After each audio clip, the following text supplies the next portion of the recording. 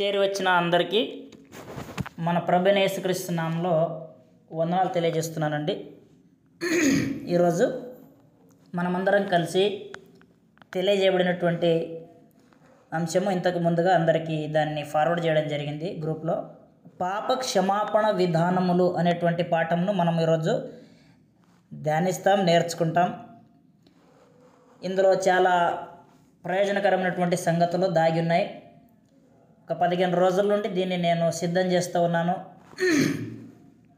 దేవుని కృపను బట్టి ఇది సంపూర్ణంగా నేను సిద్ధం చేశానని భావిస్తున్నాను. దేవుని కృపను బట్టి పాప క్షమాపణ విధానములు అని ఎందుకు పెట్టానంటే, పాపము ఒక కోణంలో మాత్రమే మనకు తెలిసినట్టుగా హెబ్రీయులకు 9:22లో రక్తము చిందింపకుండా పాప క్షమాపణ లేదని ఈ కోణం మనకు తెలుసు. ఈ విధానంలోనే మనం గ్రంథంలో ప్రభు రక్తంతో తప్ప మనకు మరొక కోణంలో విడుదల లేదని మనందరికీ తెలుసు. కానీ గ్రంథంలో ఇంకా వేరే కోణాల్లో కూడా పాపాలు పోయినట్టుగా గ్రంథం తెలియజేయబడింది. అలాగన దీనితో కలిపి ఒక 8 కోణాలు నేను తీసి పెట్టడం జరిగింది. దాన్ని మనం ఈరోజు ధ్యానిస్తాం. దేవుని యొక్క లేఖనాల్లో దేవుని యొక్క సందేశాన్ని వింటున్నప్పుడు మనలో భయము, భక్తి అనేది కలగాలండి దేవుని మాటలు విన్నప్పుడు. కానీ ఈరోజు మనము ఒక ప్రకృతికి భయపడుతున్నాం.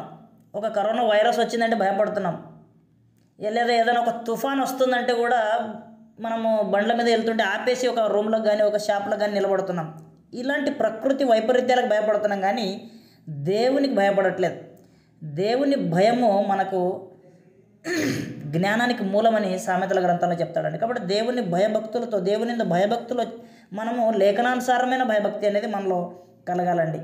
కాబట్టి పాప క్షమాపణ విధానం అనేది దేవుడు క్రీస్తు దగ్గరనే పెట్టాడు. వాస్తవానికి క్రీస్తు లేకుండా లోకానికి క్షమాపణ లేదు, క్రీస్తు రక్తం లేకుండా విడుదల లేదు. అయినప్పటికీ గ్రంథంలో ఈ విధంగా తెలియజేసాడు. కొన్ని కోణాలు ఉన్నాయి, వాటిని మనం చదువుదాం. హెబ్రీయులకు 9:22లో ఏమన్నాడంటే, రక్తము చిందింపకుండా పాప క్షమాపణ లేదని సామాన్యంగా చెప్పవచ్చు అని అన్నారు.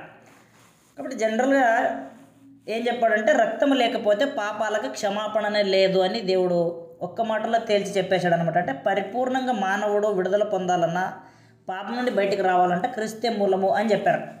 అయితే రక్తము లేకుండా కూడా పాపాలు పోయినట్టు గ్రంథం తెలియజేసిన కొన్ని కోణాలు ఉన్నాయి. వాటిలో కొన్నిటిని మనం చూద్దాం. మొదటిదిగా, యెహోవా దేవుడు స్వతహాగా పాపములు క్షమించగలడు రక్తం లేకుండా. రక్తం లేకుండా తండ్రి అయిన దేవుడు స్వతహాగా పాపములు క్షమించగలడు అనే దానికి నిర్గమకాండం 34వ అధ్యాయము 7వ వచనాన్ని చదువుదాం. నిర్గమకాండము 34వ అధ్యాయం 7వ వచనంలో ఈ విధంగా తెలియజేయబడింది, చదువుదాం. ఆయన 1000 మందికి కృప చూపును, దోషమును, అపరాధమును, పాపమును క్షమించును గాని ఆయన ఏమాత్రమును దోషులను నిర్దోషులుగా ఎంచక 3-4 తరముల వరకు తండ్రుల దోషమును కుమారుల మీదికిని, కుమారుల మీదికిని రప్పించునని ప్రకటించును. ఇక్కడ 3 విషయాలు చెప్పాడు. 1 దోషము, 2 పాపము, అపరాధము, 3 పాపం అనే పదాలు వాడాడు. ఎప్పుడైతే మనిషి దేవుడిచ్చిన ఆజ్ఞల ప్రకారంగా క్రమంగా నడుచుకోకుండా అక్రమంగా నడుస్తాడో అప్పుడు దోషి అవుతాడు. అక్రమాన్ని బట్టి దోషి. తెలియక చేసినటువంటి అవిధేయతను బట్టి లేక పొరపాటును బట్టి అపరాధి అవుతాడు. దేవుని ఆజ్ఞను అతిక్రమించడం ద్వారా పాపి అవుతాడు. కాబట్టి అక్రమాలను బట్టి, తను నడుచుకుంటున్న నడవడిలో అక్రమాన్ని బట్టి దోషి అవుతున్నాడు. తెలియక చేసిన దాని పొరపాట్లను బట్టి అపరాధి అవుతున్నాడు. ఆజ్ఞను అతిక్రమించడం ద్వారా పాపి అవుతున్నాడు. కాబట్టి అలాగే గ్రంథంలో 3 విషయాలు మాట్లాడిన తర్వాత ఏమంటున్నాడు అంటే, ఆయన 1000 మందికి కృప చూపడమే కాకుండా దోషం కానీ, అపరాధం కానీ, పాపం కానీ క్షమించగలడు రక్తం లేకుండా. తండ్రి అయిన దేవుడు స్వతహాగా రక్తంతో పని లేకుండా పాపాలు క్షమించగలడని గ్రంథం మనకు తెలియజేస్తూ ఉంది. మనందరికి తెలిసినట్టుగా సంఖ్యాకాండం 14వ అధ్యాయము 17వ వచనం నుండి 20వ వచనాల్లో కూడా ఒక సంగతి తెలియజేశాడు. దాన్ని మనం చదువుకుందాం. సంఖ్యాకాండము 14వ అధ్యాయము 17 నుండి, యెహోవా దీర్ఘశాంతుడు, కృపాతిశయుడును, దోషమును అతిక్రమమును పరిహరించువాడును అని మాట రాశాడండి. 20వ వచనంలో యెహోవా దేవుడు వారిని క్షమించినట్టుగా కనబడతాడు. యెహోవా నీ మాట చొప్పున నేను క్షమించి ఉన్నాను అని అంటాడు. అంటే పాపములు క్షమించగలడు.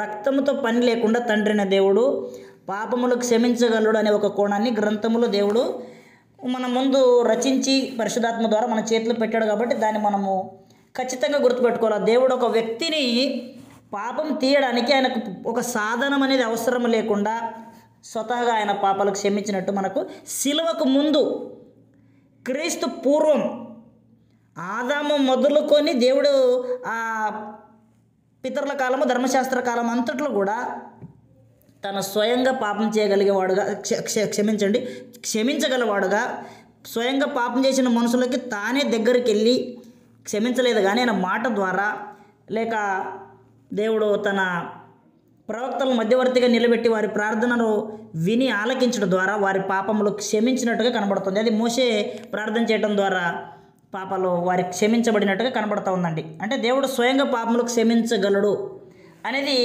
ఇక్కడ కనబడుతూ ఉంది. 103వ కీర్తన 3వ వచనం కూడా మనము ఎప్పుడు తరచూ చదువుతూ ఉంటాం. ఆ వచనాన్ని అక్కడ కూడా ఏముంటుందంటే ఆయన నీ దోషములన్నిటినీ క్షమించేవాడు అనే మాట ఉంటుంది. యెషయా గ్రంథం 55వ అధ్యాయము 6-7 వచనాలు చదువుకుందాం. మనకి ఇంకా కొన్ని పాయింట్స్ ఉంటాయి కాబట్టి మనం త్వరగా సమయాన్ని బట్టి వెళదాం.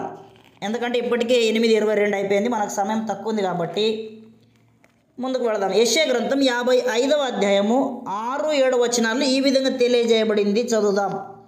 యెహోవా మీకు దొరుకు కాలమందు ఆయనను వెదుకుడి, ఆయన సమీపంలో ఉండగా ఆయనను వేడుకొనుడి. భక్తిహీనులు తమ మార్గమును విడవలేను, దుష్టులు తమ తలంపులు మానవలేను.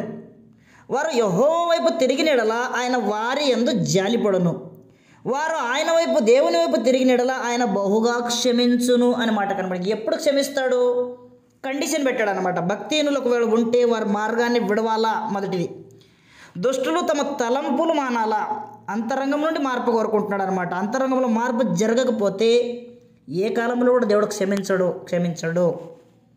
వారు యెహోవా వైపు తిరగాల అంటే మారు మనసు పొందాలా, మార్గాలు విషయంలో మారు మనసు పొందాలి, వారి తలంపుల విషయంలో మారు మనసు పొందాలి, వారి యొక్క ప్రవర్తన విషయంలో మారు మనసు పొందాలా. వారు యెహోవా వైపు తిరిగిన యెడల ఆయన వారి యందు జాలిపడను. కాబట్టి జాలి పడితే వారి మార్పును చూసి దేవుడు వారిని క్షమించేవాడే ఉంటాడు తప్ప దేవుడు పాపాలకు క్షమించే శక్తి ఉంది, స్వతహాగా పాపాలకు క్షమిస్తాడంటే అందరికీ క్షమించడండి.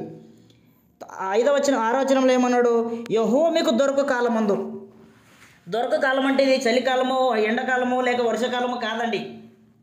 యెహోవా దొరికే కాలం అంటే ఏంటి?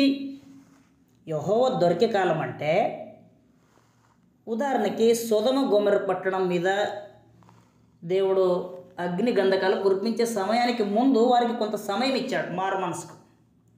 వారు పొందలేదు. దేవుని తీర్పు రాక ముందు సమయాన్ని దొరికే కాలం అంటారు. ప్రవక్తలను పంపాడు, ప్రవక్తల ద్వారా వాడు మారలేదనుకోండి, అది దొరికే కాలం. ప్రవక్తలు వచ్చినప్పుడు దేవుడు సమీపంగా ఉండే కాలం అది.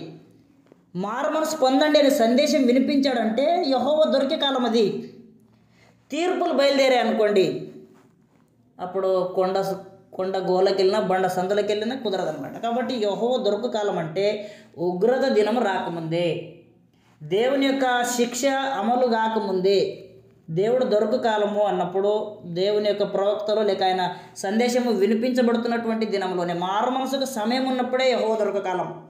దేవుని తీర్పు బయలుపరచబడిన తర్వాత వాళ్ళ మారు మనసుకు అవకాశం ఉండదు. కాబట్టి దేవుడు ఏం కోరుతున్నాడంటే భక్తిహీనుడు ఎవరైనా ఉంటే మార్గాన్ని విడవాలా, తలంపులు మానాలా, యెహోవా వైపు తిరిగితే క్షమిస్తాడు. కాబట్టి పాపాలు దేవుడు క్షమిస్తాడనగానే దేవుడు అందరికి క్షమిస్తాడని కాదు, కండిషన్స్ పెట్టాడనమాట. కాబట్టి మనం ఈ మొదటి పాయింట్ను మనం ఆలోచన చేసాం. తండ్రిని దేవుడు పాపములు క్షమించగలడు అనేది లేఖనం మనకు తెలియజేస్తూ ఉంది. ఇక రెండో పాయింట్కి వెళ్తే, ధర్మశాస్త్రంలో ఒక 5 బలులు గ్రంథమందు మనకు కనబడతాయండి.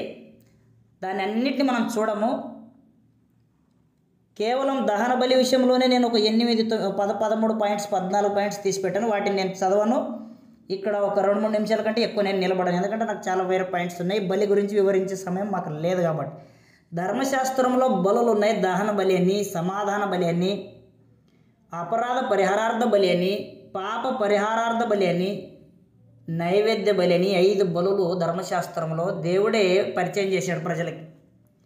అయితే ఆ బలులు పరిచయం చేసి ఏం చెప్పాడంటే ఈ బలులు అర్పించడం ద్వారా మీరు క్షమించబడతారని కూడా తెలియజేశాడు. నిజంగా దేవుడు ఆ మాట అన్నాడంటే దాంట్లో ఒక ఉద్దేశం ఉంది. రక్తము చిందింపకుండా పాప క్షమాపణ లేదనే మాట యేసు ప్రభువును మనసులో పెట్టుకొని చెప్పిన మాటే కానీ బలులను లేక భౌతికమైన జంతువులను మనసులో పెట్టుకొని మాట్లాడింది కాదు.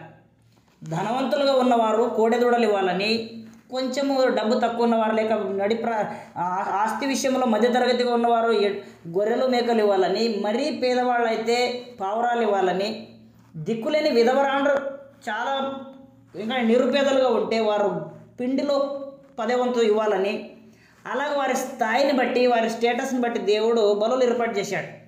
అక్కడ బలులు ఏర్పాటు చేసి పాపాలు పోతాయా అంటే పాపాలు పోవండి.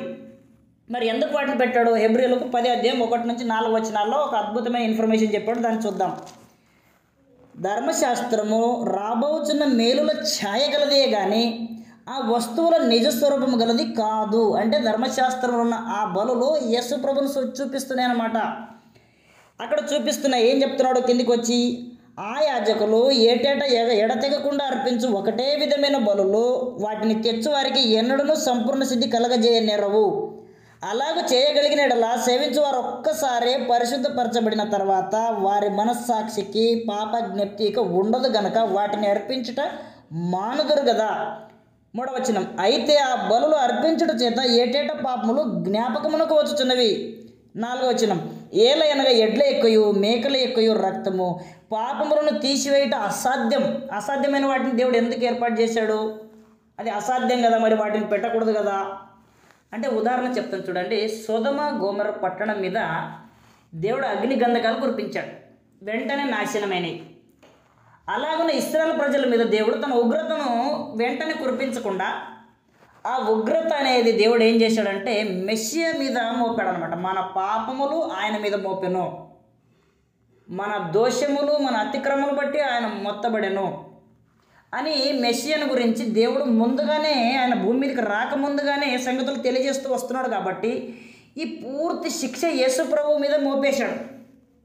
కాబట్టి ఏం జరిగిందంటే సొదొమ గొమొర్రా మీద ఎలాగైతే అగ్ని గంధకాలు వస్తున్నప్పుడు సోయరుకు వెళ్ళేంత వరకు దానిని ఆపు అని చెప్పి ప్రార్థన చేసినప్పుడు మధ్యలో వచ్చి బ్రేక్ వేసాడు అనమాట. ఇప్పుడు రన్నింగ్లో వస్తున్న బండిని బ్రేక్ వేస్తే ఆపినట్టు సొదొమ గొమొర్రా పట్టణం మీద వస్తున్నటువంటి ఆ యొక్క తీర్పును కొద్దిసేపు పోస్ట్పోన్ చేశాడు అనమాట. సొదొమ గొమొర్రా పట్టణాన్ని ఆ రోజు దేవుడు 5 పట్టణాలకు తీర్పు విధించాలని డిసైడ్ అయ్యాడు. సొదొమ, గొమొర్రా, ఆద్మా, షెబాయిము, సోయరు అని 5 పట్టణాలని నాశనం చేయడానికి పూనుకున్నాడు తండ్రి అని దేవుడు. అయితే ఈ యొక్క లోతు యొక్క రిక్వెస్ట్ని బట్టి ఒక పట్టణాన్ని క్యాన్సిల్ చేశాడు అనమాట. సోయరును దేవుడు కృప కలిపి ఉగ్రతలో కృప కలిపినాడు, ఒక పట్టణం బ్రతికిందనమాట, తీసేశాడు. సోయరు బతికింది. అలాగలా నేడు ఏం చేస్తున్నాడంటే ఈ బలులు ఇశ్రాయేలులో, నేడు అంటే ఈ కాలం కాదండి, మనం చదువుతున్న ఈ సందర్భంలో, ఈ బలుల సందర్భంలో ఈ 5 బలులు అర్పిస్తున్నప్పుడు ఆనాడు వారి మీద ఉగ్రత రాకుండా, ఆనాడు సొదొమ గొమొర్రా ప్రాంతంలో రాకుండా సోయరుకు వెళ్ళు అని చెప్పి ఆపినట్టు మెస్సియా వచ్చేంత వరకు ఆపు అని చెప్పి అక్కడ దేవుడే తనలో తాను నిర్ణయించి వారి మీద ఉగ్రత రాకుండా ఆపాడండి. అంటే ఉదాహరణకి యేసు ప్రభు సముద్రంలో పెడుతున్నప్పుడు గాలిని ఆపినట్టు, ప్రకృతిని ఆపినట్టు, మన యెహోషువ గారు ప్రార్థన చేసి సూర్యచంద్రులను ఆపినట్టు వీరి మీదకి ఉగ్రత వెంటనే రాకుండా దాన్ని మెస్సియా వరకు ఆపాడనమాట. అలా ఆపినందుకు ఏం జరిగిందంటే బలుల వలన ఉగ్రత ఆగిందే కానీ ఆ శిక్ష తప్పించబడ్డారే కానీ పాపమునకు క్షమాపణ సంపూర్ణ విడుదల కలగలేదు. అందుకన్నాడు పాపము తీసివేయట అసాధ్యము. కాలాన్ని పోస్ట్పోన్ చేయగలుగుతుంది ఆ బలి, ఉగ్రతను కొంతకాలం వరకు వాయిదా చేయగలుగుతుంది ఆ బలులు, కానీ వారి మీద ఉన్న పాపాన్ని ఎత్తేసేటువంటి శక్తి ఆ బలులకు లేదు అని మనం గ్రంథంలో చూస్తున్నాం. కాబట్టి ఇంతవరకు చూసాము వాటికి ఆ శక్తి లేదని హెబ్రీ పత్రికలో 10:4 చూసాం. ఎడ్ల ఎక్కువ మేకల ఎక్కువ రక్తం పాపం తీసివేయదు, కేవలం ఉగ్రతను మాత్రమే, ఉగ్రతను దాటిపోయేటట్టుగా దేవుడు దాన్ని ఏర్పాటు చేశాడు. అంతేగాని ఉగ్రత అంటే పాపము తీసివేసే శక్తి ఆ బలులకు లేదు అని గ్రంథంలో మనకు క్లియర్గా కనబడుతూ ఉంది. కేవలం బలులు రాబోయే మెస్సియా బలికి గుర్తై ఉన్నాయి, సూచనగా ఉన్నాయి, ఛాయగా ఉన్నాయి తప్ప అందులో సంపూర్ణ సిద్ధి లేదని కనబడతా ఉంది. ఇక రెండవది మనం దీన్ని చూస్తున్నాం. మూడవది ఒక ప్రత్యేక కోణంలో పాపములు అంటే రక్తము లేకుండా పాపాలు పోయేటువంటి విధానము మరొక కోణంలో కనబడుతుంది. ఇందాక మనము ఉగ్రతను తప్పించుకునేటువంటి పరిస్థితిని చూసాం. కేవలము ఉగ్రత ట్రాన్స్ఫర్ అయింది, వాయిదా వేయబడింది వారి మీదకి రాబోతున్న శిక్ష. అంటే 50,000 రూపాయలు అప్పు ఉన్న మనిషి ఇంటికి యజమానుడు వచ్చిన డబ్బులు కట్టి అన్నప్పుడు వడ్డీ కట్టి, అయ్యా ఇదిగో వడ్డీ తీసుకో, అసలు తర్వాత ఇస్తానులే అంటే నీ దగ్గర అసలు కట్టుకునేంత స్తోమత ఉందో, నా దగ్గర లేదు కానీ మా యజమానుడు కడతాడులే అంటే మెస్సియా కడతాడనే భావనతో వాడు వడ్డీ కట్టినట్టు, అసలు అలాగే ఉన్నట్టు యేసుప్రభు బలితో సంపూర్ణంగా అసలు వడ్డీ కలిపి కట్టేసినట్టు అది మనము ఉపమాన రూపంలో చూస్తున్నాం. మూడో పాయింట్, దేవదూతల ద్వారా దేవుని యొక్క కార్యం. మళ్ళీ పాప క్షమాపణ కొరకు దేవదూతల ద్వారా ఒక చిన్న అంటే ఇది ఒక పాయింట్గా మనం చేయాలా చేయకూడదని చాలాసార్లు ఆలోచన చేశాను. ఆయన ఇది ఖచ్చితంగా మనం చెప్పాలనే ఆలోచన వచ్చింది. ఇది దర్శనంలో ఒక ప్రత్యేక కోణంలో ఇది తెలియజేయబడిందండి. దేవదూతల ద్వారా దేవుని కార్యం అన్నమాట. అంటే యెరూషలేములో ఇశ్రాయేలీయులు మొట్టమొదటిసారిగా పాపం చేసినప్పుడు, అంటే యెరూషలేం కాదు గలిలయ ప్రాంతంలో పాపం చేసినప్పుడు దేవుడు అశ్షూరు చెరకి ఇశ్రాయేలును అప్పగించినప్పుడు వాళ్ళు బబులోను, కూత, హవ్వ, హామాతు, సెపర్వయము అనే 5 పట్టణాలకు అరెస్ట్ అయ్యారు. కాలక్రమంలో అశ్షూరు ఓడిపోయింది. బబులోను రాజ్యము నెబుకద్నెజర్ వాళ్ళ నాన్నగారు ఆధిపత్యాన్ని చేతిలో తీసుకొని ఆ పట్టణాలన్నీ తన స్వాధీనంలో తన కంట్రోల్లోకి వచ్చేసినాయి. నెబుకద్నెజర్ పాలనలో యూదులు కూడా చెరకెళ్ళిపోయారు. అలా 70 సంవత్సరాలు జైల్లో ఉన్నారు. ఇక్కడ చిన్న విషయం చెప్పాలనుకుంటున్నాం. నెబుకద్నెజర్ కాలంలో అరెస్ట్ అయిన వాళ్ళు కోరెషు పరిపాలనలో విడుదల పొందారు. 70 సంవత్సరాల తర్వాత మందిర నిర్మాణం జరుగుతోంది. హగ్గై, జకర్యా వారు అక్కడ కనబడుతూ ఉంటారు. నెహెమ్యా నాయకత్వంలో, జెరుబ్బయలు నాయకత్వంలో, ఎజ్రా నాయకత్వంలో ప్రజలు చెర నుంచి వచ్చిన తర్వాత ఇక్కడ మందిర నిర్మాణం స్టార్ట్ అయిందండి. మందిర నిర్మాణం అయిన తర్వాత ఆరాధన స్టార్ట్ అవుతుంది. ఆరాధన కొనసాగించేది జకర్యా అనేటువంటి యెహోషువ అనే ప్రధాన యాజకుడు.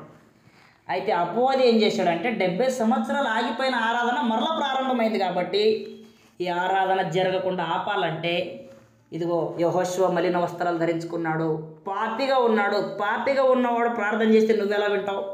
పాపిగా ఉన్నవాడు ఆ పాటలు పాడితే నువ్వెలా వింటావు? పాపిగా ఉన్నవాడు బలులు అర్పిస్తే నువ్వెలా తీసుకుంటావు? నువ్వు పరిశుద్ధుడు కదా, నువ్వు పరిశుద్ధుడు పరిశుద్ధుడు పరిశుద్ధుడు మహా సమూహం చేత పొగడబడుతున్నవాడు కదా. కాబట్టి రాత్రి పగలు కోట్ల కొద్ది దేవదూతల ద్వారా పొగడబడే నీ పరిశుద్ధతను ఎంత వర్ణించినా తక్కువే. అలాంటిది నిన్ను ఆరాధన చేయడానికి యెరూషలేములో వీడు పూనుకుంటాడా అంటే జకర్యా గ్రంథం 3వ అధ్యాయం 1వ వచనం యెహోషువ పూనుకుంటాడా అని యెహోషువ మీద నేరం మోపితే ఆరాధన ఆగిపోతుంది అనే ఉద్దేశంతో అపవాది పరలోకానికి వెళ్ళాడు. దర్శనం జకర్యా గ్రంథము 3వ అధ్యాయంలో మనకు కనబడుతుంది. 1వ వచనం నుండి చదువుతున్నా. మరియు యెహోవా దూత ఎదుట ప్రధాన యాజకుడైన యెహోషువ నిలవబడుటయు, సాతాను ఫిర్యాది అంటే కంప్లైంట్ ఇస్తున్నాడు అనమాట, అతని కుడిపార్శ్వమున నిలవబడుటయు అతడు నాకు కనబరచను. సాతాను యెహోవా నిన్ను గద్దించును, యెరూషలేమును కోరుకుని యెహోవా నిన్ను గద్దించును. ఇక్కడ గమనించండి, ఇతడు అగ్నిలో నుండి తీసిన కొరివలె ఉన్నాడు కదా అని యెహోవా దూత సాతానుతో అనగా, యెహోషువ మలిన వస్త్రములు ధరించిన వాడై దూత సముఖంలో నిలబడి ఉన్నాడు. చూడండి, పాపముతో ఉన్న వ్యక్తి ఆరాధన చేయడానికి పనికిరాడని అంత అపవాది తీవ్రంగా పరిగణించి పరలోకానికి వెళ్ళిపోయాడండి. నేడు మన జీవితాల్లో కూడా లోపాలు ఉన్నాయనుకోండి, ఇప్పుడైతే వెళ్ళాడు కానీ మనసులో పెట్టుకుంటాడు, ఫలానా బ్రదర్ ప్రార్థన చేస్తున్నాడు ఆరాధనలో, బ్రదర్ ఫలానా ఆయన వచ్చి రొట్టె కొరకు ప్రార్థన చేస్తారు, ఫలానా ఆయన నడిపించే ప్రార్థన, లేక ఫలానా చివరి ప్రార్థన చేస్తాడు అన్నప్పుడు అపవాది పరలోకానికి వెళ్ళే అవకాశం లేదు కాబట్టి రాసి పెట్టుకుంటాడు, ఇతడు పాపి, ఇతడు ఫలానా పొరపాటు చేశాడు, ఈయన ఎలా అర్హత అసలు పరిశుద్ధుడైన దేవుని ఆరాధించడానికి అనే ఆ భయాన్ని మనలో కలగాలండి. మరి అలాంటి స్థితిలో ఉండి మనం ప్రార్థన చేస్తే మన మీద కంప్లైంట్ ఇయ్యడా? ఖచ్చితంగా ఇస్తాడు. కాబట్టి ఇప్పుడు అవకాశం లేదు కాబట్టి రాత్రి పగలు దేవుని ఎదుట మన సహోదరుల మీద నేరం మోడిపోవాడైన అపవాది పడద్రోయబడ్డాడు కాబట్టి ఇప్పుడు వెంటనే వెళ్ళే అవకాశం లేదు కాబట్టి రిజిస్టర్ చేసుకు ఫైల్లో నింపుకుంటాడు అనమాట అన్ని సంగతులు.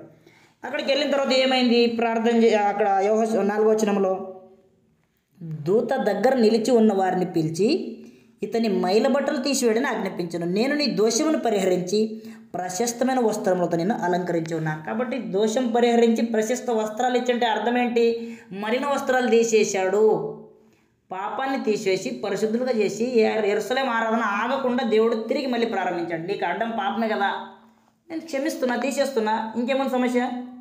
సౌండ్ లేదా అప్ప దగ్గర, సైలెంట్గా కిందకి వచ్చేసాడు. కాబట్టి ఇక్కడ దేవదూత ద్వారా దేవుడు తన కార్యాన్ని, పాప క్షమాపణ కార్యాన్ని తిరిగి తన జోక్యంలో జరిగినట్టు దర్శనంలో చూస్తున్నాం. తర్వాత ఇదే సందర్భము రెండే చోట్ల దొరికాయండి నాకు బైబిల్ మొత్తానికి. ఇదొకటి, ఇంకొకటి యెషయా గ్రంథం 6వ అధ్యాయం 5-7లో దొరికి. యెషయా గ్రంథం 6వ అధ్యాయము 5-7 వచనాల్లో ఈ విధంగా తెలియజేయబడింది. చదువుకుందాం. 5లో ఏముందంటే యెషయా గారు ఈ విధంగా అయ్యో నేను అపవిత్రమైన పెదవులు గలవాడను, అపవిత్రమైన పెదవులు గల జనుల మధ్య నివసించేవాడను. నేను నశించి తిని, ఎందుకు? నేను రాజును సైన్యములకు అధిపతికి యెహోవాను కనులారా చూస్తున్నాను అనుకున్నాడు. ఆయన భ్రమపడ్డాడు. దేవుని చూసినాను, దేవుని ఎవరు చూడరు, ఈయన దర్శనంలో చూసి నిజంగా చూసినానని భ్రమపడ్డాడు. అయితే కిందికి వచ్చిన తర్వాత ఈ విధంగా తెలియజేయబడింది. అప్పుడు శరాపుల్లో ఒకడు తాను బలిపీఠం మీద నుండి కారుతో తీసిన నిప్పులు చేత పట్టుకొని నా యొద్దకు ఎగిరి వచ్చిన నోటికి దాన్ని తగిలించి, ఇది నీ పెదవులకు తగిలేను గనుక నీ పాపమునకు ప్రాయశ్చితమాయను, నీ దోషము తొలగిపోయాను. కాబట్టి ఇక్కడ ఏం కనబడుతుంది? దేవుడు జోక్యం తీసుకొని ఆ యొక్క యెషయా గారు పరిచర్యకి పనికిరాడు అనేటువంటి పరిస్థితిని అతను గుర్తించి, నేను పాపిని, నేను పరిచర్య చేయాలంటే దేవుని పక్షంగా పరిచర్య చేసే వ్యక్తి పరిశుద్ధుడే ఉండాలి. బ్రదర్, నాకు వాక్యాలు తెలుసండి, నేను ప్రసంగం చేస్తాను, నువ్వు పరిశుద్ధుడైతేనే దేవుని పక్షాన ఉండి నువ్వు ప్రసంగం చేసే అవకాశము నీకు దేవుడు కల్పిస్తాడు. లేకపోతే బోధకులమైన మనము మరి కఠినమైన తీర్పు అనేది జీవితానికి సంబంధించి, బోధకు సంబంధించి చాలా జాగ్రత్తగా చూసుకోవాల్సిన పరిస్థితి ఉంటుందన్నమాట. ఇక్కడ ప్రశస్త వస్త్రాలేమో యెహోషువకు ధరింపజేశారు, అంటే పాపం పరిహారం చేశారు. ఇక్కడ యెషయాకు పెదవులు అపవిత్రంగా ఉన్నాయంటే బలిపీఠం దగ్గర నుంచి నిప్పులు తీసుకొచ్చి పెదవులు కాల్చారు. పెదవులు కాలిస్తే ఏం కావాలా? పెదవులు కాలిపోవాలి. కానీ అక్కడ ఏం జరిగింది? పెదవులు కాలిపోలేదు. మరి ఏం జరిగింది? 7వ వచనంలో, ఇదిగో నీ పెదవులకు తగిలిన గనుక, ఇది నీ పెదవులకు తగిలిన గనుక నీ పాపమునకు ప్రాయశ్చితమాయను, నీ దోషం తొలగిపోయాను. కాబట్టి పాపములు, దోషములు క్షమించే ఒక ప్రత్యేకమైన కోణాన్ని మనం చూసాం ఇంతవరకు.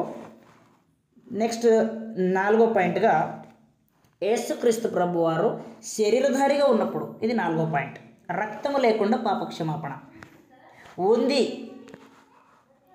అంటే ఉంది అని నేను గ్రంథాన్ని మార్చడానికి చెప్పట్లేదు.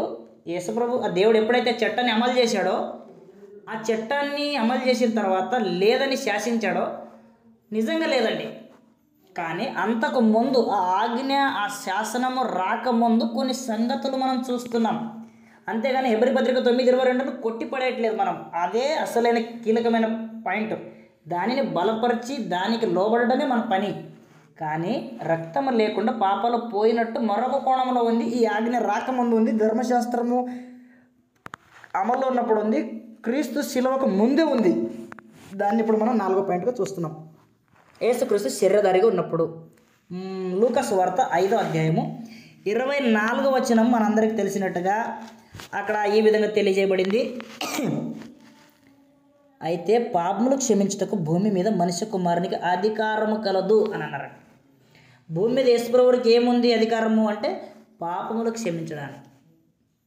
అంటే పాపములు క్షమించడానికి పలు కోణాలు గ్రంథంలో చూసాము. తండ్రిని దేవుడు స్వతహాగా పాపాలు క్షమించగలడు. ధర్మశాస్త్రము ద్వారా పాపములను వచ్చే రిజల్ట్ ఏదైతే ఉందో, శిక్ష, ఆ శిక్షను తప్పించే ఏర్పాటు బైబిల్లో ఉంది. అలాగే దేవదూతల ద్వారా దేవుడే జోక్యం చేసుకొని ప్రధాన యాజకునికి, ప్రవక్తకి వచ్చినటువంటి ఆ యొక్క పాపాన్ని దేవుని జోక్యం వల్ల పోయినాయి. 4వది, మెస్సియా శరీరధారిగా ఉన్నప్పుడు పాపాలు తీసివేసి అధికారం కలిగిన వాడే ఉన్నాడు అని మన గ్రంథం తెలియజేస్తూ ఉంది.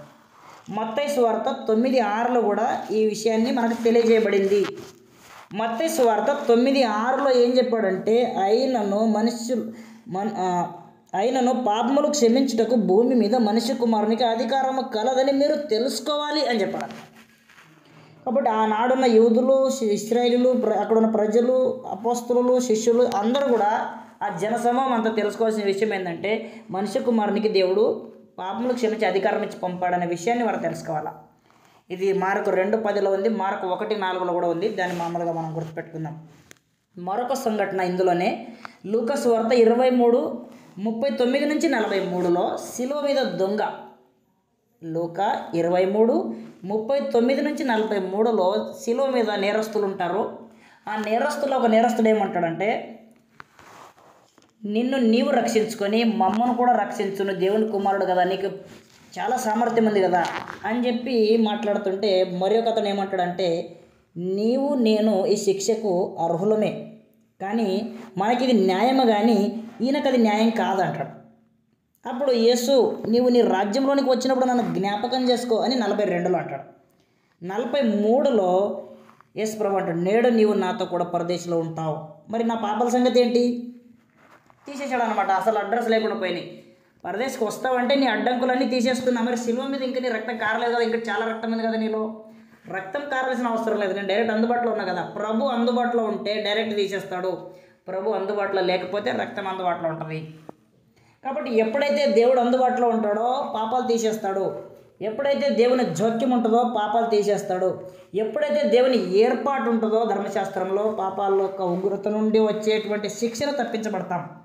ఎప్పుడైతే దేవుని కుమారుడు యేసుప్రభు అందుబాటులో ఉంటాడో స్వతహాగా పాపాలు తీసేయగలడు. ఆ శిలువ మీద దొంగను పరదేశకు నడిపించగలడు పాపాన్ని తీసివేసి. కానీ ఇది 4వది. 5వ పాయింట్ వచ్చేసి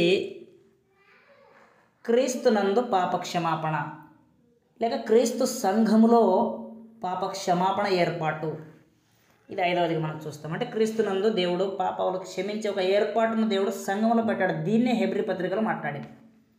రక్తము చిందింపకుండా పాప క్షమాపణ లేదన్నది 100% నిజమే. ఎప్పుడైతే క్రీస్తు రక్తము చిందించబడిందో ఆ రక్తము పారుకుంటూ పారుకుంటూ పారుకుంటూ క్రీస్తుకు పూర్వం 4000 సంవత్సరాలు ఆదాము ఏదైనా తోట వరకు ప్రవహించుకుంటూ వెళ్ళిందండి. ఇటు యేసుప్రభు రెండో రాకడ వరకు ఇటు కూడా వెళ్ళిందండి. అది శిలువకు ముందు ఉన్న వారిని ఎవరిని కడుగుతుంది, శిలువ తర్వాత ఉన్న వాళ్ళు ఎవరిని కడుగుతుంది అనేది మనం ఆలోచన చేయాలి. ఎవరిని కడుగుతుంది? జకర్య గ్రంథం 13వ అధ్యాయం దానికి వచనం అన్నమాట. జకర్య గ్రంథము 13వ అధ్యాయము 1వ వచనంలో ఈ విధంగా తెలియజేయబడింది. జకర్య 13వ అధ్యాయము 1వ వచనం చదువుతున్నా. ఆ దినమున పాపమును అపవిత్రతను పరిహరించుటకై దావీదు సంతతి వారి కొరకును యెరూషలేము నివాసుల కొరకును ఊట ఒకటి తీయబడును. ఇక్కడ ఊట తీయబడుతుంది అంటే నీటి ఊట అనుకోకండి, లేకపోతే అది ఇంక వేరే కోణంలో ఏ ఊట ఉందని ఆలోచించకండి. గ్రంథం ఏం చెప్పింది? ఆ ఊట పేరు కూడా చెప్పింది అనమాట. ఏంటి ఆ ఊట? పాపమును అపవిత్రతను పరిహరించుటకై తీసిన ఊట. అది రక్తపు ఊట అన్నమాట. దేవుడు క్రీస్తు యొక్క రక్తపు ఊట సిలువలో తీశాడు. సిలువతో ప్రారంభమైన రక్తపు ఊట పారుకుంటూ ఏదేనికి పారుకుంటూ రెండు రాకడికి. మరి ఇక్కడున్న వారిని ఎలా కడుగుతుంది? సిలువకు ముందు ఉన్న వారిని, సిలువ తర్వాత ఉన్న వారిని ఎలా కడుగుతుంది? సిలువకు ముందు ఉన్నవారు ఆల్రెడీ చనిపోయారు, ఎవరి ప్లేసులు వాళ్ళకి డిసైడ్ అయిపోయినాయి, ఎక్కడో అక్కడ సెటిల్ అయిపోయారు, యాతనకి వెళ్ళేవారు యాతనకి వెళ్ళిపోయారు, పరదేశకి వెళ్ళారు పరదేశం. మరి రక్తంతో ఏం సంబంధం ఉంది అంటే, ఈ రక్తం ఏం చేస్తుందంటే సిలువకు ముందు హెబ్రీయులకు 9వ అధ్యాయము 15వ వచనం, ఈ హేతువు చేత మొదటి నిబంధన కాలములో జరిగిన అపరాధము నుండి విమోచనము కలుగుటకై ఆయన మరణము పొందినందున పిలువబడిన వారు నిత్యమైన స్వాస్థ్యమును గూర్చిన వాగ్దానము పొందు నిమిత్తము ఆయన కొత్త నిబంధనకు మధ్యవర్తి అయి ఉన్నాడు. ఒక రక్తము రెండు వైపులా వెళుతుంది అని చెప్పేశాడు. ఎక్కడ చెప్పాడు చూడండి, మొదటి నిబంధన కాలంలో జరిగింది అపరాధము సిలువకు ముందు, ఆ రక్తం వెళ్ళింది, కయ్యను కనిపించాడు, అతని దగ్గర విశ్వాసం లేదు, నీతి క్రియలు లేవు, సత్క్రియలు చేసినందున తలెత్తుకొనవా, కాబట్టి తలెత్తుకునే పరిస్థితి లేదు కాబట్టి దాటిపోయింది. హేబెల్ను పరిపూర్ణుడు చేసింది, బిళాం దగ్గరికి వచ్చింది, భయంకరమైన పరిస్థితులు కనబడ్డాయి. గెహజీ దగ్గరికి వచ్చింది, గెహజీ భయంకరమైన పరిస్థితిలో ఉన్నాడు. అలా అందరి దగ్గరికి వెళ్ళి తిరిగి వచ్చి మోషే దగ్గరికి వచ్చింది. మోషే తన విమోచన కొరకు ఎదురు చూసినవాడు. కాబట్టి ఎవరైతే భక్తులు ఉన్నారో, ఎవరైతే నియమాల్లో నడిచిన వారు ఉన్నారో వారిని మాత్రమే కడుగుతుంది. మొదటి నిబంధన కాలంలో జరిగిన అపరాధముల నుంచి విమోచన కలగడానికి రక్తం అటు వెళ్ళింది. వారిని అందరినీ సంపూర్ణంగా చేసి బయటకు వచ్చింది. ఇంకా మళ్ళీ అటు వెళ్ళాల్సిన పని లేదు. ఇంకా రక్తపు ఊట ఇక్కడ ప్రవహించడం ప్రారంభమైంది. ఇటు ప్రవహించే ఈ రక్తపు ఊట ఏం చేస్తుందంటే క్రీస్తునందు అద్వితీయ సత్యదేవుడైన నిన్ను నీవు పంపిన యేసు ప్రభువును దేవుని కుమారుని ఎరగటం ద్వారా ఆ రక్తపు ఊట మరలా పనిచేయడం ప్రారంభమైంది. కాబట్టి నమ్మి బాప్తిసం పొందినటువంటి వ్యక్తికి అది ఏం చేస్తుందంటే కడుగుతుంది. కడిగి వారిని పరిశుద్ధులుగా చేసి రాజ్యంలోనికి వారిని నడిపించడానికి ఆ రక్తము వారిని పరిశుద్ధులుగా పాపాన్ని తీసివేస్తూ ఉందన్నమాట. ఇక్కడ మరి లోకస్తులు ఉన్నారు, అనేక జాతుల వారు ఉన్నారు, కులము మతము అనే భయంకరమైన పరిస్థితుల్లో లోకం ఉంది. మరి రక్తపూట రెండో రాకడ దాకా ప్రవహిస్తుంది కదా, మరి ఎవరిని కడుగుతుంది? ఇది బలవంతంగా పోయి ఎవరినంటే వారిని కడుగుతుందా అంటే కడగదు. చూడండి అక్కడ 15 వచ్చినాం. ఇటు చెప్పాడు, ఇటు రెండు వైపులు చెప్పాడు. ఈ హేతు చేత మొదటి నిబంధన కాలంలో జరిగిన అపరాధము నుండి విమోచన కలుగుటకై, అంటే లెఫ్ట్కి వెళ్ళింది రక్తం. ఇక్కడ నెక్స్ట్ చూడండి రైట్కి వెళ్తుంది. ఆయన మరణము పొందినందున రైట్కి వెళ్ళింది రక్తము. రైట్కి వెళ్ళి ఏం చేసింది?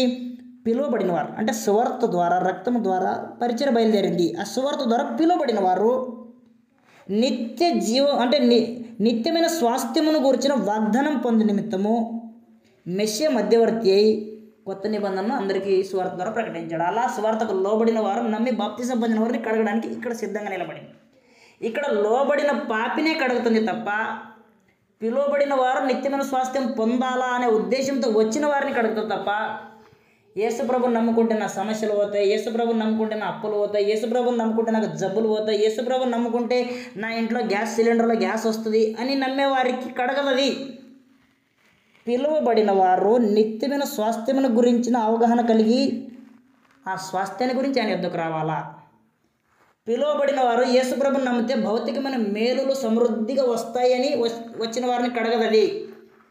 పిలువబడిన వారు హెబ్రీయులకు 9:15 ఏమన్నాడండి చివరిలో, పిలువబడిన వారు నిత్యమైన స్వాస్థ్యమును గూర్చిన వాగ్దానం పొందు నిమిత్తం, అదనమాట కారణం. కాబట్టి మెస్సియా రక్తము నిత్య జీవాన్ని పొందాలనేటువంటి భావనతో వచ్చిన వారిని కడిగదే ఉంది.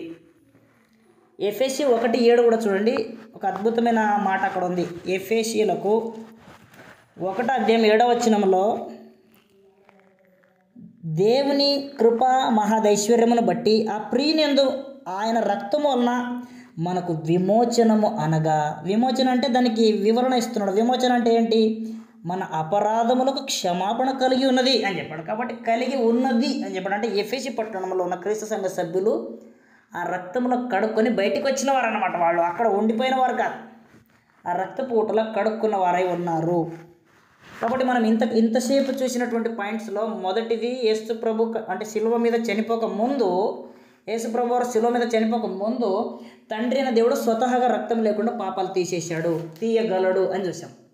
రెండవది ధర్మశాస్త్ర సంబంధంగా 5 బలులు ఉన్నాయి. ఆ బలులు అర్పించడం ద్వారా వారి మీదకి వస్తున్న ఉగ్రత మధ్యలో ఆగిపోయింది. వారి మీదకి వచ్చిన ఉగ్రతను దేవుడు పోస్ట్పోన్ చేశాడు.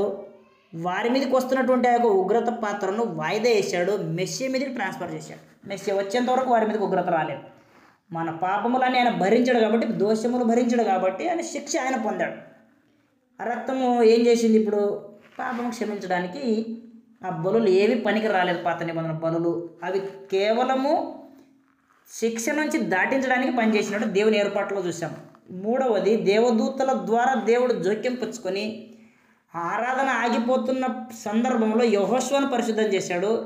పరిచర్యకు ఎవరు లేరు, నా నిమిత్తం ఎవడు పోవును అని దేవుడు ఎదురు చూస్తున్న సందర్భంలో నేనున్న నన్ను పంపు అనే స్థితికి యెషయాను లేపాడనమాట.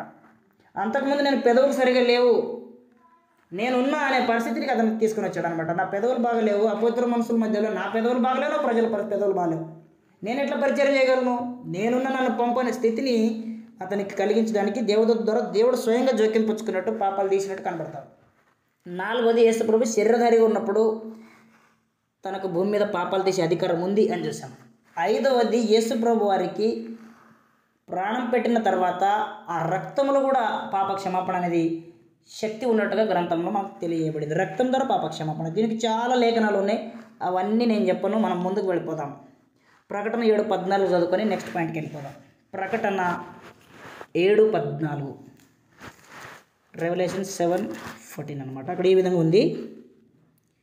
పెద్దలో ఒక వ్యక్తి వస్తాడు 13లో వచ్చి, అయ్యా వీళ్ళు ఎవరు అని చెప్పి అడుగుతాడు. అప్పుడు ఏమంటాడు అంటే, ఇదిగో 14, అయ్యో నీకే తెలియననగా అతడు ఇలాగ నాతో చెప్పాను, వీరు మహాశ్రమల నుండి వచ్చినవారు, గొర్రెపిల్ల రక్తములో తమ వస్త్రములు ఉదుకుకొని వాటిని తెలుపు చేసుకుంటారు. ఒక పెద్ద సమూహం కనబడుతుంది. ఆ సమూహంలో 12 గోత్రాల పేరు చెప్పి ఒక్కొక్క గోత్రములో ఒక్కొక్క ఇన్ఫర్మేషన్ ఇచ్చుకుంటూ, ఇదిగో ఇంతమంది 12,000 మంది 12,000 మంది అని చెప్పుకుంటూ వచ్చాడు. 4వ వచనంలో ఏమో 144,000 మంది అని అన్నాడు. అంటే క్రీస్తు ప్రభు సంఘంలో ఉన్నటువంటి వారిని చూపించడానికి దేవుడు వాడిన నంబర్ అది. 10 దినములు శ్రమ కలుగునని ఆ 10 నంబర్లు ఎందుకు వాడాడు? 10 దినాలు శ్రమ కలుగునంటే అర్థం ఏంటంటే అదే వచనమే దానికి జవాబు చెప్పింది. మనం బయటికి పోవాల్సిన అవసరం కూడా లేదు. ఆ వచనం ఏం చెప్పింది? 10 దినములు శ్రమ కలుగుతాయి, మరణం వరకు నమ్మకంగా ఉండు. ఇంతకీ 10 దినాలు అంటే ఏంటి? మరణం వరకు నమ్మకంగా ఉండు. మరణం వరకు నమ్మకంగా ఉండాలంటే ఎన్ని రోజులు ఉండాలి? 10 దినాలు ఉండాలి. 10 దినాలు అంటే ఏంటి? మరణం వరకు నమ్మకంగా ఉండు, అది 10 దినాలు అన్నాడు. ఇక్కడ 144,000 మంది అంటే లెక్క కాదు, అది క్రీస్తు ప్రభు సంఘము, విమోచించబడిన జనము అని చెప్పడానికి 144,000 మంది అన్నాడు. ఈ 144,000 మంది అంటే అర్థం ఏంటంటే విమోచించబడిన వారు అని అర్థం. క్రొత్త నిబంధన పరిశుద్ధులు అని అర్థం. కాబట్టి క్రొత్త నిబంధన పరిశుద్ధులు రక్తములో కడుక్కొని వస్త్రాలు తెలుపు చేసుకున్నారని కనబడుతుంది. ఇది క్రీస్తు రక్తం ద్వారా జరిగింది. ఇంకొక 3 పాయింట్స్ ఉన్నాయి. ఇవి ప్రత్యేక కోణంలో అంటే సంఘ స్థాపన తర్వాత ఇవి మనకు పాపాల క్షమాపణ అనేటువంటి ఏర్పాట్లోకి ఇవి వస్తాయండి. ఇంకా 3 పాయింట్స్ ఉన్నాయి. యోహాను సువార్త 20 అధ్యాయం 21, 23 వచనాలు అన్నమాట. యోహాను సువార్త 20 అధ్యాయం అపోస్తలుల ద్వారా పాప క్షమాపణ అన్నట్టుగా ఆ వచనం ఉంటుంది. దాన్ని అర్థం ఏంటో చూద్దాం. యోహాను సువార్త 20 అధ్యాయము 21 నుంచి ఈ విధంగా ఉంది. అప్పుడు యేసు మరల మీకు సమాధానం కలుగును గాక, తండ్రి నన్ను పంపిన ప్రకారం నేను మిమ్మును పంపుచున్నానని శిష్యులతో అన్నాడు. ఆయన ఈ మాట చెప్పి వారి మీద ఊది పరిశుద్ధాత్మ పొందుడి. ఊదగానే పరిశుద్ధాత్ముడు వచ్చాడా? ఊది పొందండి అన్నాడు. పొందండి అని చెప్పి 23, మీరు ఎవరి పాపములు క్షమింతురో అవి వారికి క్షమింపబడును, ఎవరి పాపములు మీరు నిలిచి ఉండనిత్తురో అవి నిలిచే ఉండును అని వారితో చెప్పాడు. 12 మందితో ఏం చెప్పాడు? మీరు పాపాలు క్షమిస్తారు అని చెప్పాడు. భూమి మీద మనుష్య కుమారునికి పాప క్షమాపణ అధికారం ఉంది. స్వయంగా తండ్రి క్షమించగలడు, దేవదూతల ద్వారా జోక్యం చేసుకుని దేవుడు క్షమించగలడు, బలుల ద్వారా ఉగ్రతను తప్పించుకోగలరు. యేసుప్రభు భూమి మీద అధికారం, సంఘంలో రక్తం ద్వారా క్షమాపణ ఉంది. ఇక్కడ అపోస్తలులతో ఏమంటున్నాడు? మీరు పాపాలు క్షమిస్తే పాపాలు పోతాయి, ఎవరికి క్షమిస్తే వారికి పోతాయి అన్నాడు. అంటే అపోస్తలులకు ఆ శక్తి ఉందా? వాళ్ళు క్షమించగలరా? వాళ్ళ దగ్గర ఏముంది సాధనం అంటే వారి దగ్గర క్రొత్త నిబంధన చట్టం ఉంది. అపోస్తలుల బోధ అనే మాట అనొద్దు, పలకొద్దు అని కొంతమంది అన్నారండి. అపోస్తల బోధ అంటే మీరు మనుషులను హైలైట్ చేస్తున్నారు, అట్లా అనొద్దు, క్రీస్తు బోధ అనాలి అని అన్నారు. అది చిన్నగా అవగాహన లోపం. దానికి ఒక క్లారిటీ నేను మీకు చెప్తాను చూడండి. గ్రంథంలో నుండి తండ్రిని దేవుడు ఆ వాక్యాన్ని ఇచ్చినందుకు దేవుని వాక్యం అయింది. అది యేసుప్రభు చేతికి వచ్చినప్పుడు క్రీస్తు బోధ అయింది. అది క్రీస్తు వెళ్ళిపోతూ అపోస్తలులకు ఇచ్చాడు కాబట్టి అది అప్డేట్ అయిందనమాట. కొన్ని యాప్ అప్డేట్ అవుతుంటాయి అప్పుడప్పుడు, అందులో కొన్ని ఎక్స్ట్రా ఆప్షన్స్ వస్తూ ఉంటాయి. ఇప్పుడు ప్రభు తర్వాత నెక్స్ట్ ఇది అప్డేట్ అయ్యి వీళ్ళ చేతికి వచ్చింది. తండ్రి నీ వాక్యము వారికి ఇచ్చి ఉన్నాను అంటాడు 17:17 వారికి నీ వాక్యం ఇచ్చాను అంటాడు యోహాను సువార్త 17:17 వారికి నీ వాక్యం ఇచ్చాను అన్న తర్వాత 21 అంటాడు వారి వాక్యములో నాయందు విశ్వాసం నుంచి వారందరూ రక్షించబడతారు, ఏకమే ఉండాలి అని అంటాడు. అంటే వారి వాక్యం అంటే అపోస్తలుల బోధ. ఇక్కడ ఏమన్నాడు? మీరు ఎవరి పాపాలు క్షమిస్తారో వారికి పోతాయంటే అపోస్తలుల బోధ ఎక్కడ అంగీకరించబడుతుందో అక్కడ పాపానికి క్షమాపణ ఉంది. ఎక్కడైతే అపోస్తలుల బోధ తృణీకరించబడుతుందో అక్కడ వారి పాపాలు నిలిచే ఉంటారు అని దాని అర్థం. దానికి ఒక వచనం చూద్దాం. అపోస్తలుల కార్యం 13 అధ్యాయం 44, 46. అపోస్తలుల బోధ అంగీకరించబడిన చోట విమోచన లేక క్షమాపణ, తృణీకరించిన చోట క్షమాపణ లేదు అనేదానికి ఈ వచనం. 13 అధ్యాయము అపోస్తలుల కార్యము 44 నుండి చదువుతున్నాను. మరుసటి విశ్రాంతి దినమున దాదాపుగా పట్టణమంతయు దేవుని వాక్యం వినుటకు కూడి వచ్చెను. యూదులు జనసమూహములు చూచి మత్సరంతో నిండుకొని దూషించుచు పౌలు చెప్పిన వాటికి అడ్డం చెప్పిరి. అప్పుడు పౌలును బర్నబాయు ధైర్యముగా ఇట్లనిరి, దేవుని వాక్యము అంటే అపోస్తలుల బోధ, కృత నిబంధన చట్టము, క్రీస్తు వాక్యము అని చెప్పింది. అది పేరు మారింది కానీ బుక్ అదే. కాబట్టి మొదట మీకు చెప్పట ఆవశ్యకమే. అయినను మీరు దానిని త్రోసివేసి, దేని త్రోసేసి? బోధను త్రోసివేసి. ఎవరు బోధించారు? అపోస్తలులు బోధించారు, పౌలు బోధించారు. మిమ్మల్ని మీరే నిత్య జీవనానికి అపాత్రులుగా ఎంచుకుంటున్నారు. అంటే నిత్య జీవానికి అపాత్రులుగా ఎంచుకున్న దేనిని బట్టి? త్రోసివేసి అని మాట గమనించారు. అంటే అపోస్తలుల బోధ ఎక్కడ అంగీకరించబడితే అక్కడ పాప క్షమాపణ, నిత్య జీవం ఉంటుంది.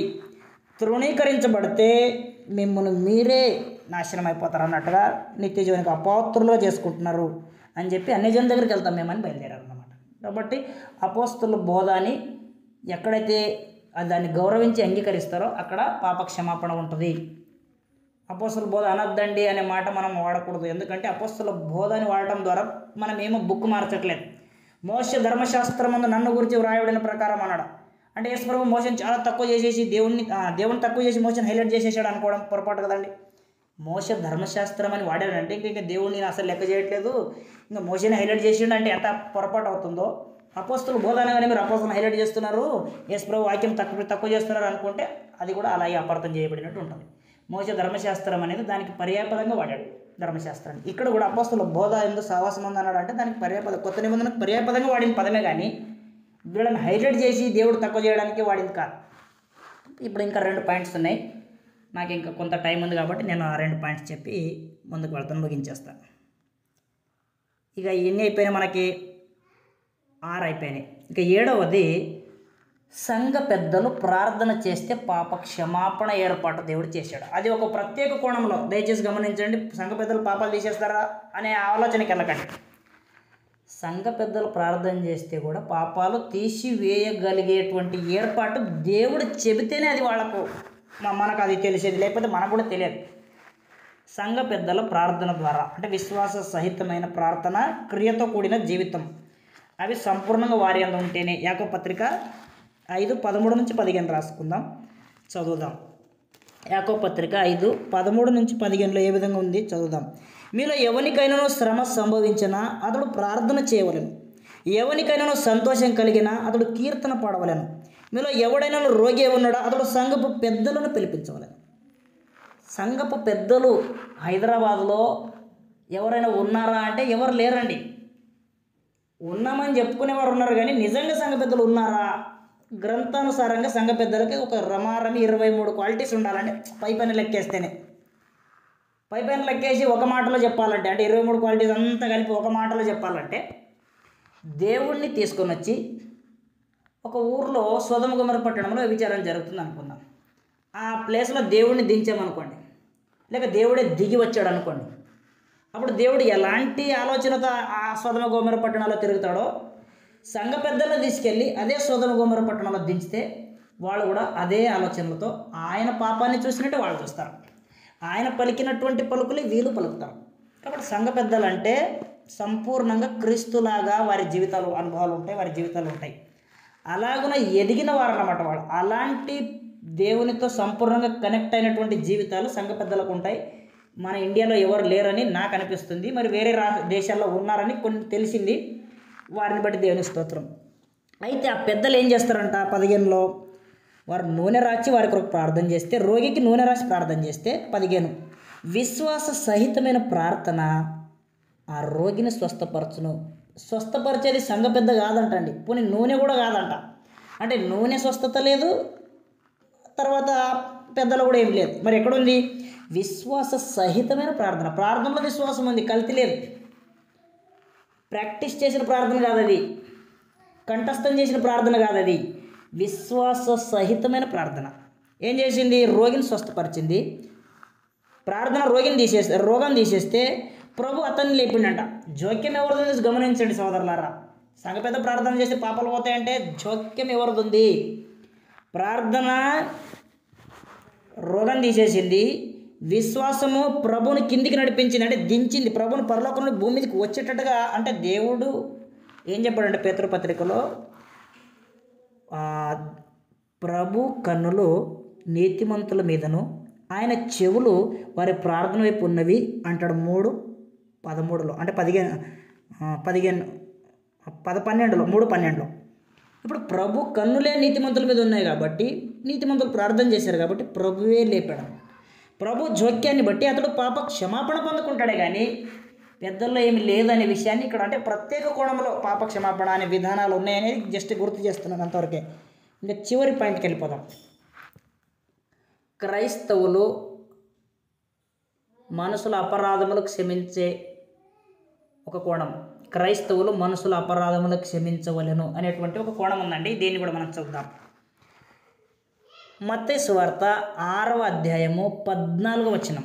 మత్తయి సువార్త 6:14లో పాపాలు క్షమించేది దేవుడు యేసుప్రభు, తర్వాత అపొస్తలుల బోధ ద్వారా, దేవదూత ద్వారా, దేవుడు జోక్యము ద్వారా, సంఘ పెద్దల్లో ప్రభు జోక్యం ద్వారా, ప్రార్థనలో ప్రభు జోక్యం ద్వారా అలా చూసుకుంటూ వచ్చాము. ఇప్పుడు 6:14లో ఏమంటాడంటే, మనుషుల అపరాధములు మీరు క్షమించిన యెడల మీ పరలోకపు తండ్రి మీ పాపములు క్షమించును. ఇక్కడ గమనించండి సోదరులారా, మనం ఇంతవరకు మాట్లాడుకున్న దాంట్లో రక్తము లేకుండా పాపాలు పోయినట్టు దేవుని జోక్యమల్లో చూసినాం. 1. 2, ధర్మశాస్త్రంలో బలులు ఏర్పాటు చేశాడు, పాపాలు పోలేదు కానీ ఉగ్రతను ఆపినాయి. అంటే వెంటనే దేవుని శిక్ష కిందికి రాకుండా ఆపినాయి. సొదొమ గొమొర్రాలో అగ్ని ఆపినట్టు, యెహోషువ సూర్యచంద్రులను ఆపినట్టు, మోషే సముద్రాన్ని అటు ఇటు ఆపినట్టు ఈ 5 బలులు దేవుని కోపము ఇశ్రాయేలు మీదకి రాకుండా మెస్సీ వచ్చేంత వరకు ఆపిందనమాట. 5 బలుల ద్వారా అలా దేవుని ఉగ్రతను ఆపగలిగినవి, అంతేగాని పాపాలు తీసేయలేదు. తర్వాత దేవదూతల ద్వారా దేవుడు జకర్య గ్రంథం 3లో యెహోషువ మలిన వస్త్రాలు తీసేసినట్టు, యెషయా గ్రంథంలో యెషయా పరిచర్యకు పనికిరాని నేను పాపిని అన్నప్పుడు అతని పాపాన్ని తీసేసినట్టు లేఖనాలు మనకు తెలియజేశాయి. యేసుప్రభు శరీరధారిగా ఉన్నప్పుడు కూడా ఆయన స్వతహాగా పాపాలు తీసే అధికారం గలవాడుగా చూసాము. 5వది, సంఘములో ప్రభు రక్తము ద్వారా లోబడిన ప్రతి పాపిని పరిశుద్ధులుగా చేసే రక్తములో ఆ శక్తి ఉందని చూసాము. సంఘ స్థాపన తర్వాత క్రొత్త నిబంధన చట్టానికి లోబడిన ప్రతి పాపికి కూడా పాప క్షమాపణ ఉంది ఆ రక్తంలో అపొస్తలుల బోధ ద్వారా అని మనం చూసాము. ఆ తర్వాత 7వదిగా మనం చూసింది, సంఘ పెద్దలు ప్రార్థన చేస్తే ప్రభువే వారి వైపు జోక్యం చేసి వారి పాపాలు తీసేసినట్టు చూసాము. చివరిది అనమాట ఇది. మనకు దేవుడు సంఘంలో పరిశుద్ధులుగా ఉన్న బాప్తిసం పొందిన మనకి, నీతిమంతులైనటువంటి వారికి, నీతిమంతులు అంటే మనం అటు ఇటు చూడకండి, మనమందరం క్రీస్తు రక్తంలో కడగబడ్డామంటే నీతిమంతులమే. అనుమానం ఉందా మనకేమన్నా? నేను నీతిమంతులను కాదని అనుమానం ఏమైనా మాకు వస్తుందా? మనం ఆలోచన చేసుకోవాలి. బ్రదర్, క్రీస్తు రక్తానికి ఆ శక్తి లేదంటారా? ఉంది. ప్రభు రక్తం నేను కడిగిందంటే నువ్వు నీతిమంతుడివే. నువ్వు గతంలో ఏమై ఉన్నావు నేను అడగట్లేదు, గ్రంథం అడగట్లేదు. గతంలో ఏమై ఉన్నా క్రీస్తు రక్తం నేను కడిగిన తర్వాత నువ్వు నీతిమంతుడయ్యావు అనే విషయాన్ని నీ మనసాక్షి నీకు చెప్పాలా. మత్తయి సువార్త 6:14లో ఇతరుల పాపాలు క్షమిస్తే నీ పాపాలు పోతాయి అంటే దాని అర్థం ఏంటి? అది ఒక్కటి తెలుసుకొని మనం ముగించుకుందాం. దీన్ని అర్థం చేసుకోవడానికే యేసు ప్రభు కొంత సమయం కేటాయించి దాదాపుగా ఆయన 17 వచనాలు పెట్టాడు. ఆ 17 వచనాలు పెట్టి ఈ సందేశం వినిపించాడు. దాన్ని ఒకసారి మనము చదువుదాం. మత్తయి సువార్త 18వ అధ్యాయం 21 నుంచి 35 దాకా. 15 వచనాలు కాదు, 21 నుంచి 35 ఎన్ని అయితే చూడండి అన్ని వచనాలు పెట్టాడు అనమాట. సుమారుగా 14 వచనాలు 14 వచనాల వరకు మాట్లాడాడు. చదువుదాం. 14-15 వచనాలు ఏం చెప్పాడు మత్తయి సువార్త 18:21లో అంటే ఈ మన మనుషులు అపరాధాలు మనం క్షమించడం అంటే ఏంటి అనే దానికి చదువుతున్నాను. 21 నుంచి. ఆ సమయమున పేతురు ఆయన ఎద్దకు వచ్చి, ప్రభువా, నా సహోదరుడు నా ఎడల తప్పిదం చేసిన ఎడల నేను ఎన్ని మార్లు అతనికి క్షమించాలి? 7 మార్లు మట్టకా అని అడిగాను. అందుకు యేసు అతనితో 7 మార్లు మట్టకి కాదు 77 మార్లు మట్టకని అతనితో చెప్పుచున్నాను అన్నాడు. కావున పరలోక రాజ్యము తన దాసుల ఎద్ద లెక్క చూచుకొని కోరిన ఒక రాజును పోలి ఉంది. అసలు సంగతి ఇక్కడ ఉంది. లెక్క చూచుకొని మొదలుపెట్టినప్పుడు అతనికి 10,000 తలాంతులు అచ్చి ఉన్న ఒకడు ఆయన ఎద్దకు తేబడెను. జనరల్గా చదవకుండా చెప్పేస్తానండి. ఇక్కడ ఒక యజమానుడు ఒక దాసుడు ఉన్నారు. ఈ యొక్క లేఖన భాగాల్లో ఒక యజమానుడు ఒక దాసుడు. యజమానుడికి 10,000 తలాంతులు బాకీ ఉన్నాడంట. ఒక్క తలాంత్ అంటే 3,600 రూపాయలండి.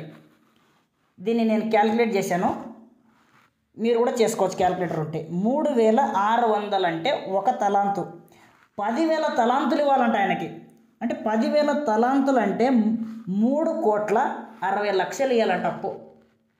ఇప్పుడు ఈయనేమో పేదవాడు దాసుడు, కుటుంబం ఉంది, ఎంత పని చేసినా వ్యవసాయం లేదు, కష్టపడితే తప్ప డబ్బు సంపాదించలేడు. ఇప్పుడు ఈయన పరిస్థితి ఏంటి? కట్టమని అంటున్నాడు యజమానుడు. వెళ్ళాడు, అయ్యా జీవితాంతం కష్టపడి కట్టుకుంటా, తీరితే తీరుతుంది, లేకపోతే నా ప్రాణం పోతుంది, కట్టడం మాత్రం ఖాయమని ఆ రాజు దగ్గరికి వెళ్ళి విజ్ఞాపన చేస్తూ, అంటే ఏడుస్తూ బాధపడుతూ, అయ్యా నన్ను అర్థం చేసుకో, నన్ను క్షమించు, నేను ఎలాగైనా కట్టుకుంటాను అన్నాడు.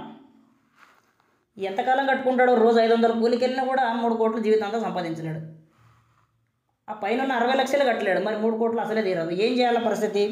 పశ్చాత్తాపంతో బాధపడుతూ, అయ్యా నన్ను అర్థం చేసుకో, నేను అప్పు తీరుస్తాను, నా భార్య పిల్లలు ఉన్నారు, నాకున్న అంత అమ్మేస్తా, ఎలాగైనా సరే నేను కష్టపడి తీరుస్తా అని సాగిలపడి మొక్కాడండి.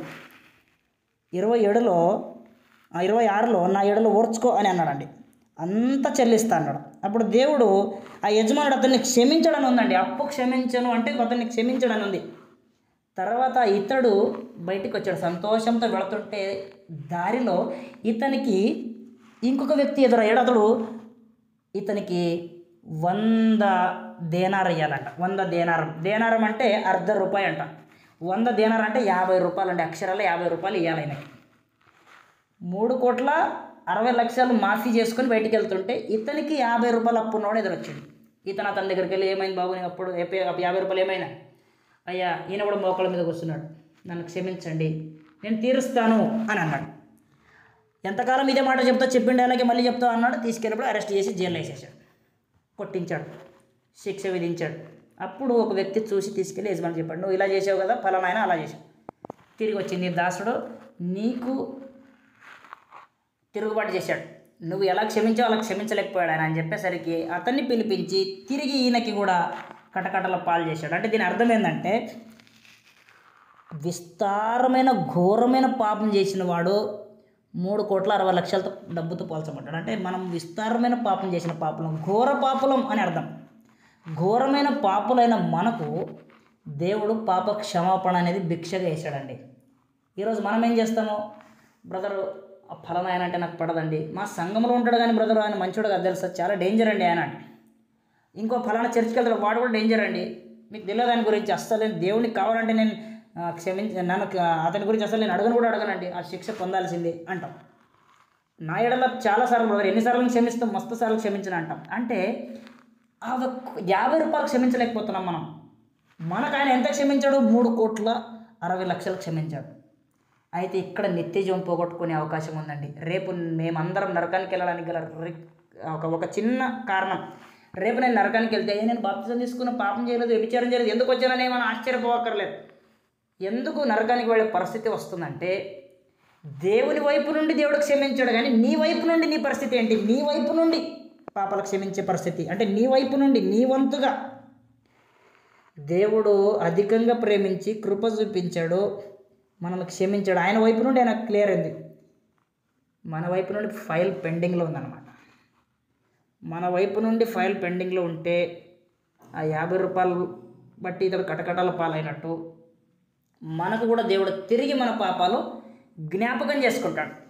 ఎన్నటికీ జ్ఞాపకం చేసుకోను అని చెప్పిన తండ్రి తిరిగి జ్ఞాపకం చేసుకుంటే మన పరిస్థితి భయంకరంగా ఉంటుంది. కాబట్టి మన వైపు నుండి క్షమించేటువంటి పాపాలు ఎన్ని ఉన్నాయో లిస్టు చేసుకొని మన పాపాలు మనం వారి ఎడల తప్పిదములు, సహోదరుల ఎడల తప్పిదములు 70 సార్లు కాదు, 70 సార్లు కాదు, జీవితాంతం క్షమించండి అనే సందేశం వినిపించాడు. కాబట్టి ఈ పాప క్షమాపణ విధానాలనే ఈ పాఠంలో ముఖ్యంగా మనకు హెచ్చరిక ఇది.